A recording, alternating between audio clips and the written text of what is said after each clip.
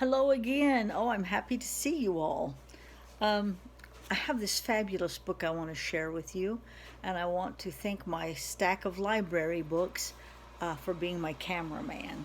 This is written by William Steig, and it's called Spunky Sulks. I am so happy that none of you sulk. Here's what started the sulk. When your dad points his finger at you and yelling, and your brother does the same, it could cause you to go into a sulk. I like his name, Spunky. Spunky came charging out of the house and flung himself on the grass. He couldn't even see the dandelions he was staring at. He was so upset. His goofy family. They were supposed to love him, but the heck they did. Not even his mother. I think we've all felt that way before. In a while, his sister Wilhelmina came out and said, "I'm sorry I called you Stinky, Spunky." Spunky did not answer. "Spinkalink," she said, "I apologize. I'm sorry." Spunky still didn't answer. So she went back inside. "Now she apologizes," he mutters. A little later, Spunky's brother, Hitch,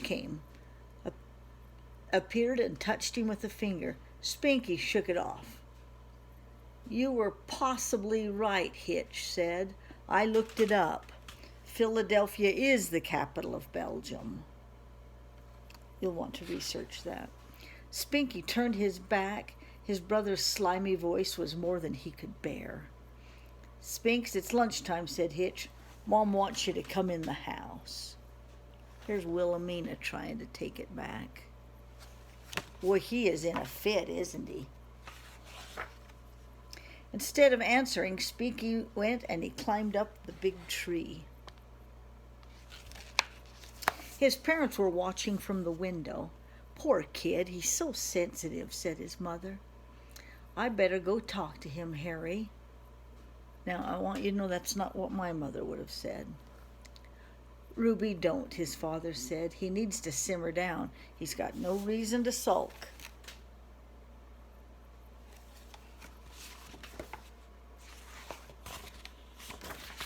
I can just imagine what Brucia would have done to me if I'd have sulked. When it started getting dark, Spunky's mother came outside. She kissed him over and over and told him she loved him with all of her heart, ever since the minute he was born and even before that.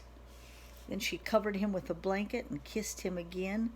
It was no fake kiss, but Spunky lay there like a stone. He wasn't interested in kisses that came too late.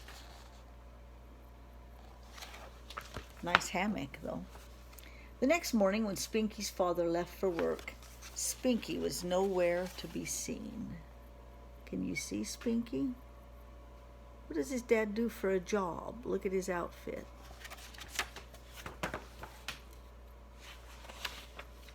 Two seconds later, he was in back of the house kicking a kerosene can. "Some father," he snorted. How mad he is. When she came back out, the tomato soup... Oh, gosh, I'm sorry. At noon, Spunky's mother brought him a tray. Spunky didn't even look at her. All of a sudden, they're being nice, he thought. When she came back, the tomato soup and the asparagus were there, but the crullers and the grapes were gone. In the United States, we call crullers donuts. Sweetbread. Crullers are Canadian. English. Hitch and Wilhelmina kept finding Spunky in different places. They'd try to pry a word out of him, or they would just pass him by. Look at him hanging on that railing. He is in a bit of a sulk. Hitch got down on his ugly knees once and begged to be forgiven for anything that he had ever done that Spunky took exception to. This only made Spunky loathe him all the more. Look up the word loathe. There it is right there. Spunky's mother sat with him and held his hand, and his arm just hung down like a noodle.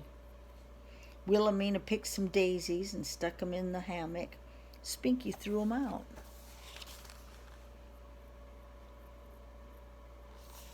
Poor kid.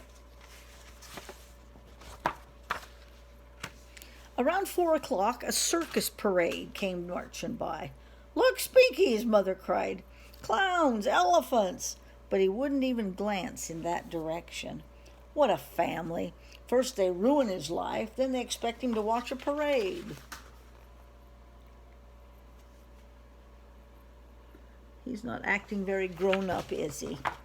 Because he's not grown up yet. Spunky's best buddies, Smudge and Iggy, came to visit, and Smudge crawled into the hammock, whispered goofy things in Spunky's ear. Spunky kicked him out. His best friends.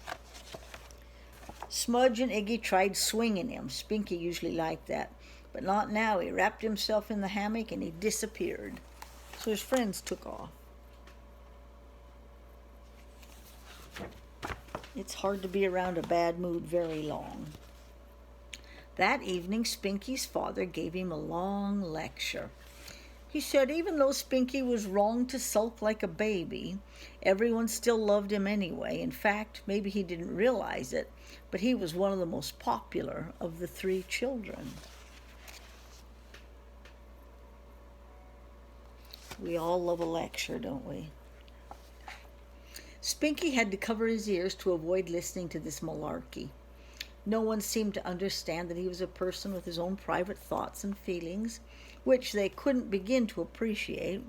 The world was against him, so he was against the world. And that included all living things, except, of course, the animals. He's got his hands over his ears now. Dad's going on and on with that "let's be a man" lecture. Spunky's family was worried. They couldn't stand to see him feeling so wretched. That night they had a conference, and Spunky's father made a couple of phone calls. The next day was a holiday. The sun was radiant and the birds were happy. Spunky couldn't care less. He laid in his hammock like a pile of laundry. On this break, I've laid around like a pile of laundry. It's wonderful.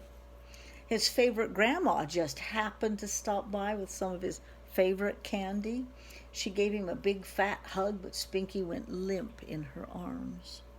And after all, she still belonged to the human race, for which he no longer had any use. Oh, that'll break a grandma's heart.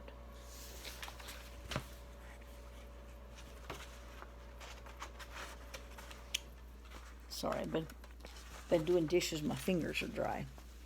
Just then, a circus clown happened to come prancing across the lawn with a sign saying, "We love you, Spunky."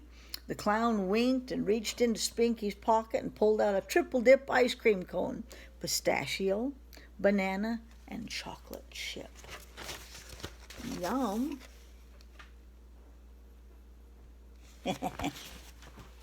Spunky had to laugh, but then he saw his father smirking. He got the picture. The clown had been hired to cheer him up. Well, it didn't work. It's good he's not my kid. All day long, everybody was as sweet and considerate as they could possibly be. When it started to rain, Spunky's mother covered him with a tarp, and his dad set up a beach umbrella. Hitch and Wilhelmina served him cake and sandwiches, and still Spunky wouldn't give in, though he was beginning to consider it. Maybe these people didn't know how to behave, but at least they were trying. Was it their fault they couldn't do better? He wasn't mad anymore, but he still had his pride. After all his suffering, how could he just turn around and act lovey-dovey? That wasn't his way. Spunky lay awake wondering how to give in and still keep his self-respect. He decided he would take them by surprise. Before dawn, he stole into the house, tiptoed about very business, secret business. That's quite a storm. That would drive me inside. pride or no pride. In the morning, the whole family drifted down to the dining room. In a dreary mood, laid out before them was a splendiferous feast, and there stood a garish clown inviting them to join in. Of course, they knew who it was, and they laughed so hard it was a long time before they could stop. Do you recognize that clown? That short clown standing on a chair? After that, Spunky's family was much more careful about his feelings. Too bad they couldn't keep it up forever. The end. I encourage you not to be a Spunky. Something bothers you, you take care of it, will you? Be a solid citizen. Love you to pieces. Get outside as soon as it warms up. Bye for now.